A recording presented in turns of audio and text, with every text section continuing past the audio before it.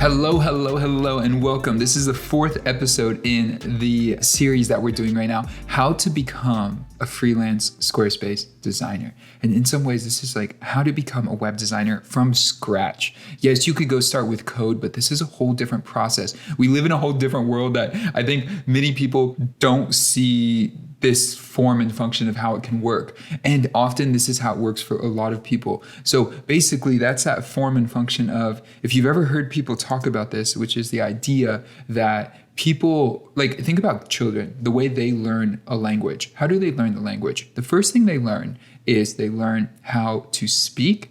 Then they learn how to read and write. Those come later. Speaking comes first. Often with website design, we think we need to learn how to code first before we design a website. But truly, there is another process. There is another flow to this. And Squarespace offers such a great resource for you to learn how a website is structured with certain parameters as you begin. And there's a bunch of other tools that you could do this with. But in this podcast, I've talked about my journey in episode 1 and episode 2, mainly episode 1, about how I became a freelance Squarespace designer after quitting my full-time job, and a few months later landing my first client. Talk about landing projects, and then talk about systems for design. And I think that's one of the most important things, because repetition creates progress. In my book, repetition creates progress. So I'd rather do 10 websites in a month than do one site absolutely perfect. Now, if we're talking about money, that could be a little bit of a different story if there's a lot of money involved with a site. But basically, I'd rather do 10 projects versus one, so I could scale and get better and more efficient and go through the process more times. Because basically website design is many other things. What is it? It's basically this process of answering questions over and over and over again. How do I structure this content? How do I structure this section? How do I make this look and feel engaging? How do I make this page clear and have a clear call to action? How do I form and set all these different sections up so they go in unison together? And that's the structure of website design that you learn by seeing so many different examples of them and going through so many different processes. Anyway, with that said, we're going to start in episode 4, how to become a freelance Squarespace designer. In episode 4, we're going to talk about 4 or 5 main questions here, which is number 1, getting comfortable with client relationships. Second one is finding a design arm quickly and not overthinking it. Third is getting confident on client calls. And then fourth is time, and just talking about time and how that helps in this process of basically building confidence. So this fourth one is on building confidence. So I think I said there's 5. There's actually just 4 points, but we're going to begin now. And thank you for being here. If you want to learn more about what we do as an agency, so I run Spacebar Agency. We help clients and businesses of all sizes, anywhere between 0 to 10,000 users, visitors a month. We help you get found on Google. And so if you're looking for help with SEO, or you're looking for quick tips, we have a newsletter that we put out every single week that you can get involved with. Just go to the website, spacebaragency.com/newsletter, and you could find us there. Or just go to spacebaragency.com. You could find our guides, our tutorials, ebooks, any of those kind of resources that are offered. We're always developing new resources there. So check us out there. That's a great place to stay up to date with what we're doing and the content we're putting out. But without further ado, let's get into this episode. Okay, so in the previous episode, we talked about ways to save time in your process. Another major time saver that we didn't really talk about in episode 3 that I'm just going to lightly touch on and is involved in this first point of get comfortable with client relationships. So how do you get comfortable in a client relationship? A few things you have to diffuse. Number 1, when you have a process predefined, you take the client through the process rather than the client taking you through their process. This is huge. You never know who it's going to be. Some people want to do a screen share to send your edit, for them to send you their edits. Some people want you to send 12 designs. And then they review and say, I like design number 4, number 7, and if you could put those together with a little bit of number 10, that would be good for me. Some other people may like other processes. And so in this case, it's really important to start with get comfortable with the client relationship by managing expectations. And so one of the things I do here is I very clearly communicate where we are with the client. One of the biggest time wasters, if you're a website designer, is going to be client calls. Okay, some people love doing phone calls, and props to you. Personally, I'm fine on phone calls. I mean, I'm doing a podcast right now, so I'm not afraid of talking to people. But the thing is, with phone calls, sometimes it's just better in an email. It's sometimes clearer in an email. It's sometimes simpler in an email. And so one thing I highly recommend is, as you go through this process, define when the phone calls are going to happen with the client. And that way it makes it very clear to them when they can communicate with you. And then if they ask for more or they're excessive, you can call it out and say, hey, part of the process is a phone call here, here, and here. However, if you want more phone calls, it's X number of dollars per 30 minutes or per hour or whatever that may be. I really don't get there, especially if you are talking about a few $1,000s or more for a project, but also just be very clear with the client that, hey, we're going through the process like this. I'm happy to adjust a bit to make this work for you, but just know on my end, this is what I need for us and for this to work out really well. And so you give yourself really healthy relationship with the client from the beginning. Also, you can get comfortable with the client relationship by just simply communicating your next steps to the client before they happen. So the client, say, for example, sends you all their content. Once they send the content, you review it, you take a look at it, then you actively send them the next step. Send them what they should expect. Hey, in 2 weeks, I'm going to send you the website, or in 10 days, you're going to get this, or in 2 months, you're going to get this, whatever your process is. I like to work quick, so it's usually 2 weeks or less in between interactions. But with that said, make it very clear. Make it very, very clear to the client for what they could expect. Because if it's not clear, what's going to end up happening is they're going to message you halfway through, and they're going to be a little bit frustrated because they were thinking you'd get back to them in a week, and you were planning 2 weeks, and a week and a few days goes by and you're still not done, but they're upset and they're frustrated and now they're rushing you. And so always making it clear what the next step is, it makes for a really comfortable client engagement, client relationship. And also it may be good. Another tool is just having your process listed either on the website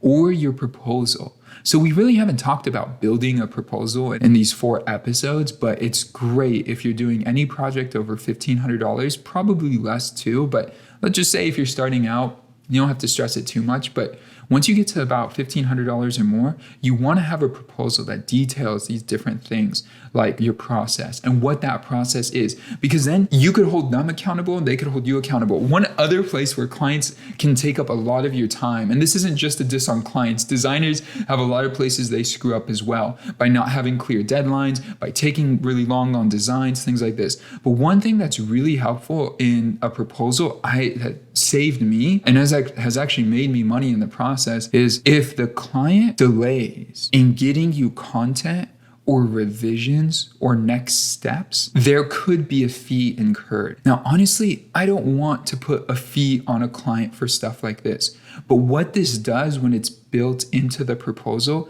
is it makes a very clear marker for the client and you to say, hey, if you spend 2 months on the review and I keep messaging you to catch up and see where you're at, that requires an extension of the project. And that way you could clarify with the client from the beginning. When it happens, you avoid any kind of weird conversation. You just say, hey, it's been 10 days since I sent you the website. I still haven't received the revisions. And in our process, in our proposal, we listed that we would get the revisions back in about a week. If you want to take another few days to review, that would be great. But by blah, blah, blah date, 2 weeks from that original send day, if I don't receive anything from you, I'm going to send you next steps then.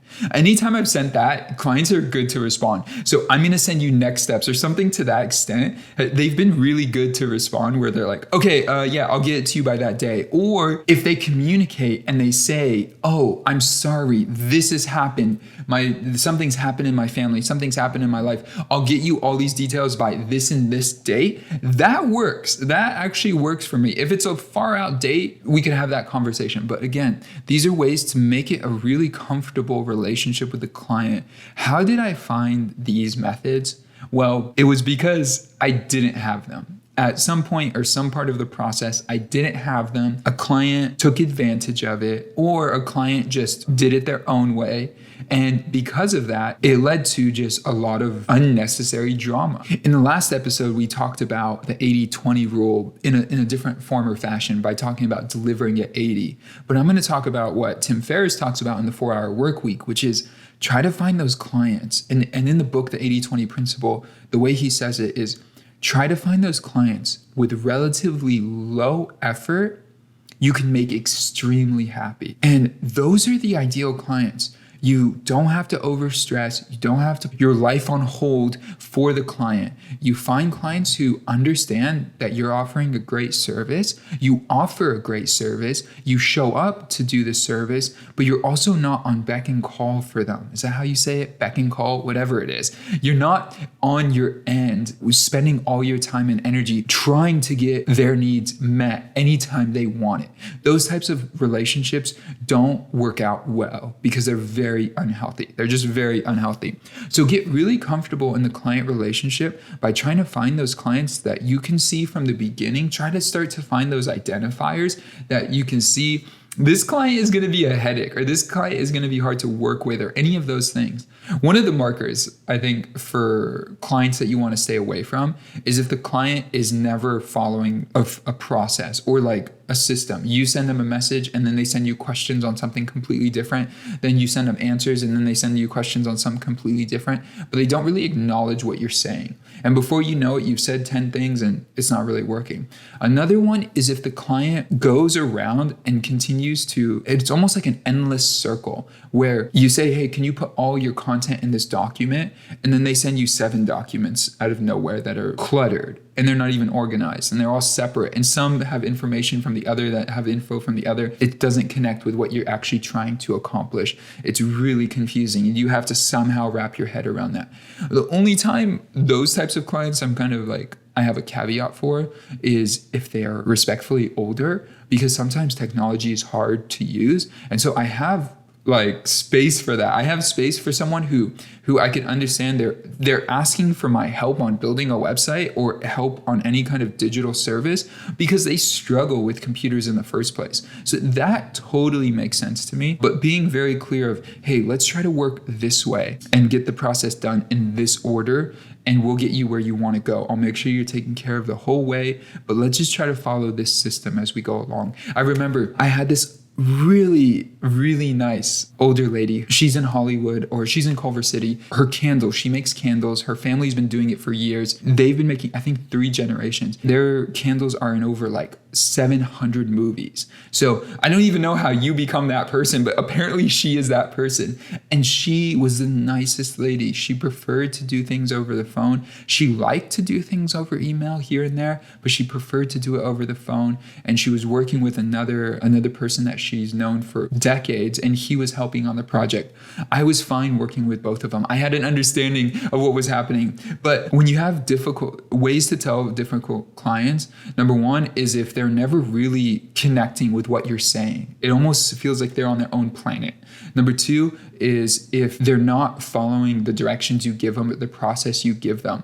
If they're starting to take everything and put it into their process. I've worked with some other firms, smaller firms and teams, where they take everything and put it through their process. And I'm not getting paid to go by your process. I'm getting paid to go by this process that we agreed to in the beginning. So if they start taking different formats, different parts of the process and making it their own and completely changing it, unless they're paying for it, then I'll work with it. But if they're not paying for it, we're working on this system. Now, getting comfortable with client relationships takes us to this another piece that I really want to talk about. Design on a website is really important, but design also can become like overly complicated, especially if you're not a designer. So if you do struggle with design, or you're not comfortable with design, or design is something new to you, maybe you want to be comfortable with it, find tools and tricks that you can use to make life as easy as possible. Noun Project is a great place to get icons. Flat Icon is another place to get great icons. For design, there's a bunch of websites out there that give you starter animations or starter graphics or starters for any type of graphic work that you may need. Another tool may be finding some type of service that you can pay for, whether it's like something like Design Pickle. I've never used Design Pickle, and basically I think they outsource all their work to the Philippines. You could try that. It's $300-400 a month. But if that doesn't work for you, you could try something like 99 Designs, or you could try something like onlinejobs.ph. Onlinejobs.ph is a really good resource to find graphic designers or anything really in the Philippines. The big thing with working with someone in the Philippines, I have a lot of experience with this. I've hired maybe 10 different people from the Philippines and had every type.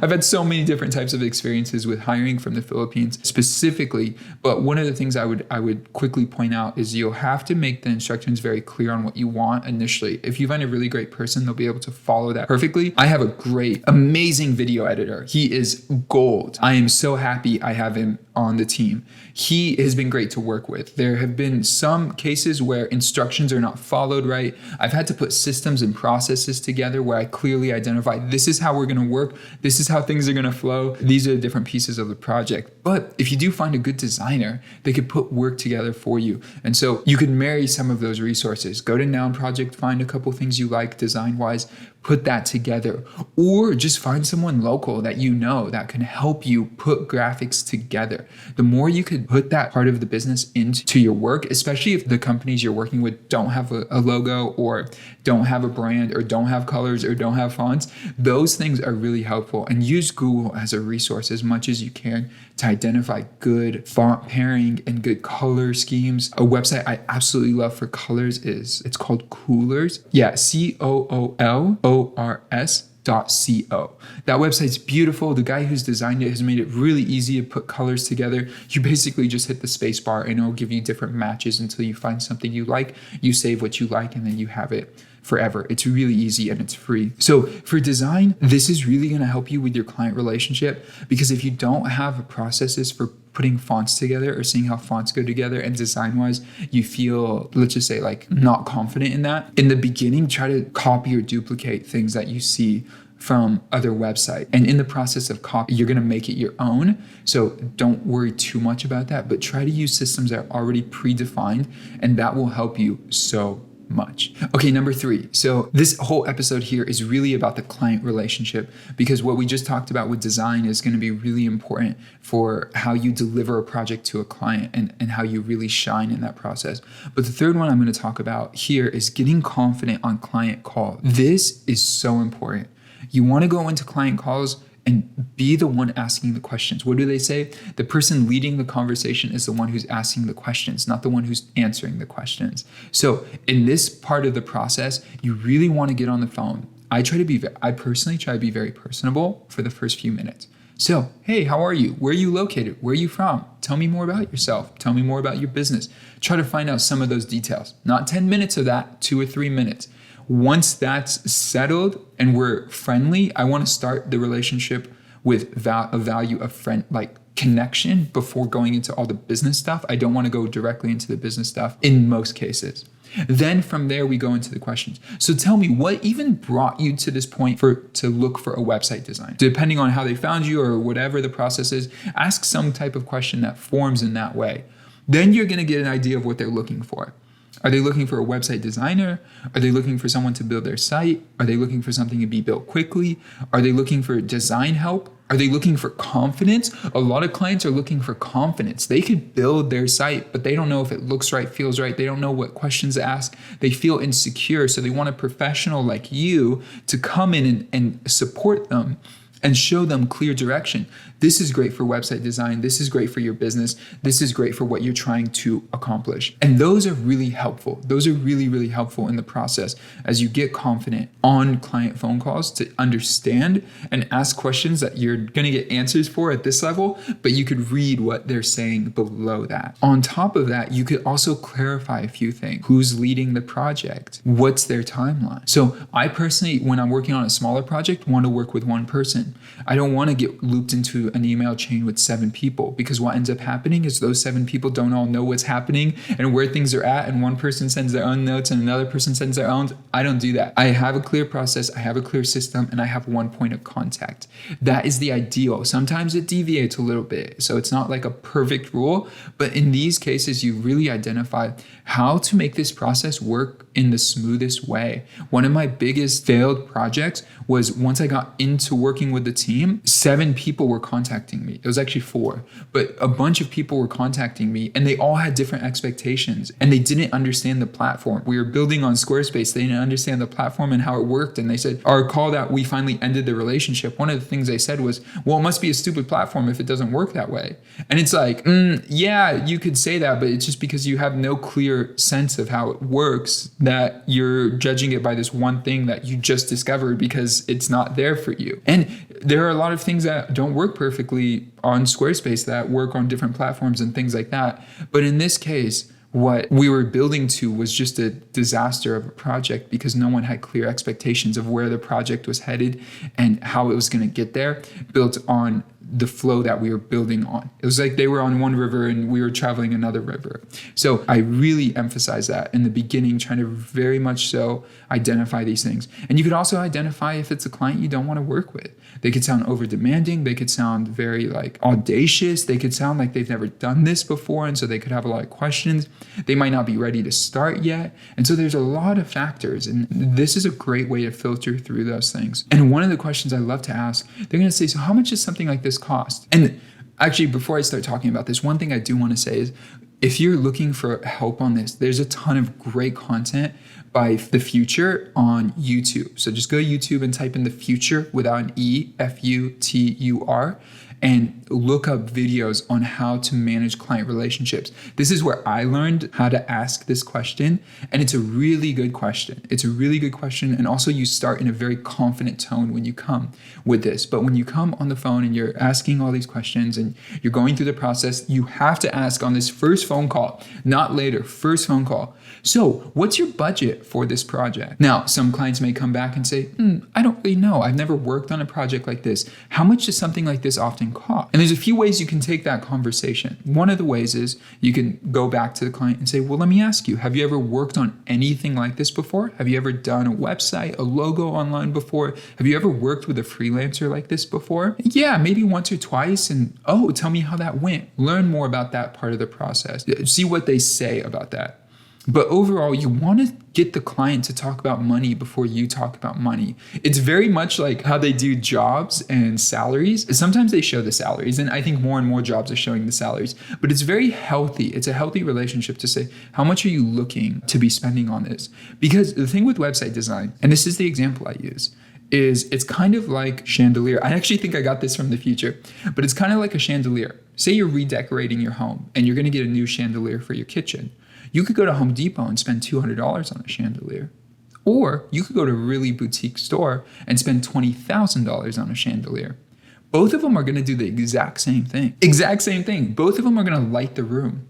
However, one of them, the finish, the touch, the elegance is going to outshine the cheaper one.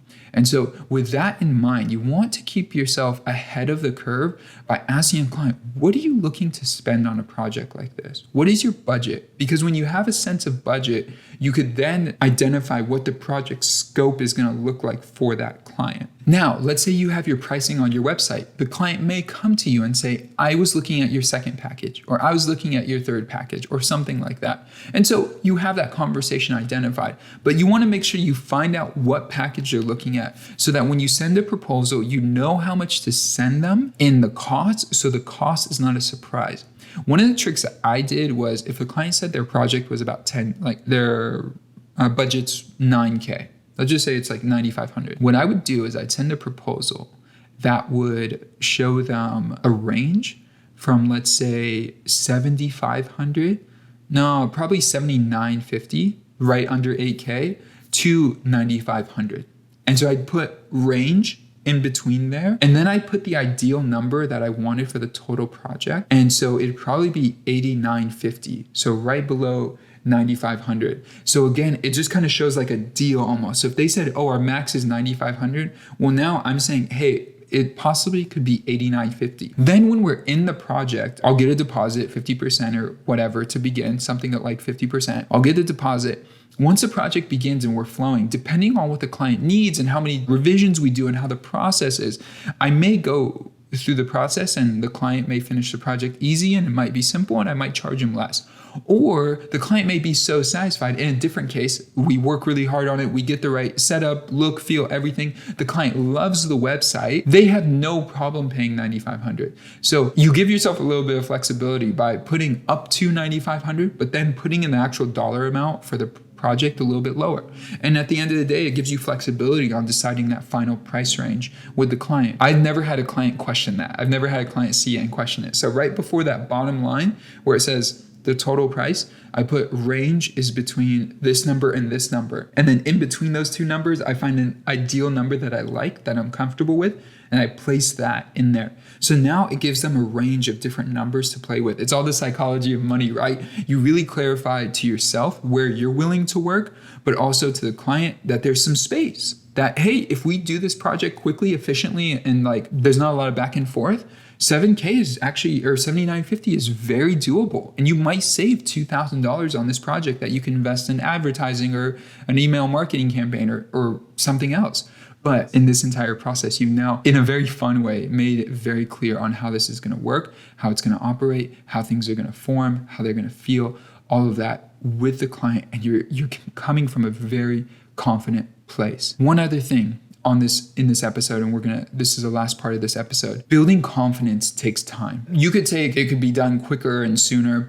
I'm very much on the approach, and as I've spoken about before, is number one, if you land a $2,000 project, but the client is pushing you work like a $3,000 project, sometimes it's okay to bite the bullet because you know that you can show off that website and that project to the next client and say, hey, this is worth $3K. And so they'll pay you the $3K that project's worth because they see that you could accomplish it. So sometimes it's good to bite that bullet and do that work. Now, if clients are breaking boundaries and going beyond and crazy, like I'm not about that. But I am about doing the work to prove yourself in that process. And maybe prove isn't the right word, especially in this world today and how we talk about these things. But in many ways, it's a good stepping stone to show, hey, I've done a $5,000 project. I've done a $12,000 project. Even though I only got paid $8,000, it's actually a $12,000 project because we added this to the scope and these other items. Because sometimes clients just don't know. They just don't know. They don't realize that this extra work or these extra pages or these extra sections or these extra things with the domain transfer that come along in the process. And it's hard to scope that in the beginning. So you try to make a little bit of room for that. But at the same time, if it goes over a bit, you know how to work with it. It's going to help you on that next project. So in the same way, I think time helps build confidence. The more you get on the phone to talk to clients about future projects and do consultations, the more comfortable you'll get with it. The more you do websites and deliver websites and deliver revisions and go through client headaches and all of that, the more you're going to get comfortable in the process. I remember from my first client, the confidence level I had to what I have now is a completely different paradigm. I can talk to a client even today, and I haven't been working on websites for a few months. And even before that, it was a good few months where this whole year of 2020, probably like 10 months, only worked on a few sites, maybe 10 max. And last year I worked on 70. So 50 to 70 easily. So you can see there's a big difference there. But in that process, every one of those conversations, every one of those things brings me to this point of confidence now.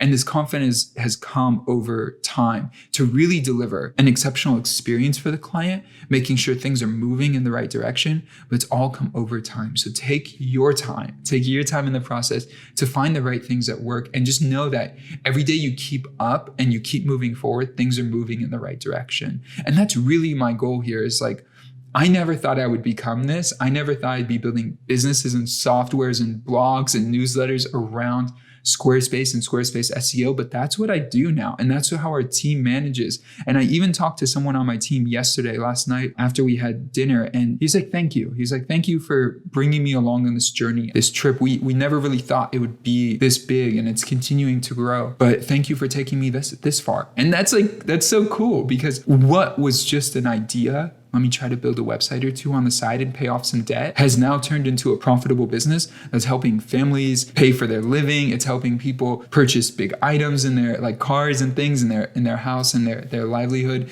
And those things I just never really imagined before. And so confidence comes with time. And I really think in this process, get comfortable with the client relationship, get comfortable with the client demand, get comfortable saying no. Get comfortable talking to the client saying, yeah, that isn't in the scope. Or I would love to do that for you, but it will be in a new proposal or in a new scope, and clarifying those things as you get along. Don't get bitter. Things get difficult with clients. It's going to happen. From the beginning, I've had difficult clients come, some that projects ended, some that we finished the projects, and some where the client relationship turned around, where the designer thought we have all these cool ideas and no, it should fit like this and look like that. And it's like, it's a website. It moves, it shifts. It's not perfect. You can't like keep it in a little box. It moves around and it's a responsive template. So there's just some things you're not going to be able to control in that way.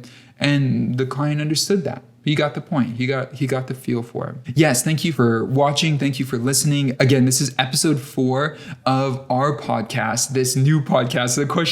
This is how I wrote the title in my Notion account. I said, am I starting a podcast? ?